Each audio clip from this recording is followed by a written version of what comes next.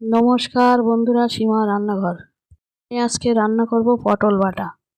পটলগুলো কেটে ধুয়ে নিলাম, কড়া বসালাম, রিফাইন তেল দিলাম, জল দিলাম, পটলগুলো দিয়ে দিলাম, রসুন দিলাম, পেঁয়াজ দিলাম, লবণ দিলাম, হলুদ দিলাম, শুকনো লঙ্কা দিলাম, নাড়াচাড়া করে নিলাম, ঢেকে দিলাম। জলটা শুকিয়ে গেলে নামিয়ে নিলাম। মিক্সার জারে পটলটা বেটে নিলাম, রিফাইন তেল দিলাম, শুকনো লঙ্কা দিলাম, কালো জিরে দিলাম, পটল বাটাটা দিয়ে দিলাম, নাড়াচাড়া করে নিলাম, আরও কিছুক্ষণ ভেজে নিলাম, ধনে পাতা দিলাম।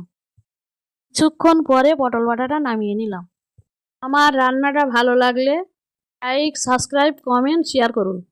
ফ্যান্টাস্টিক।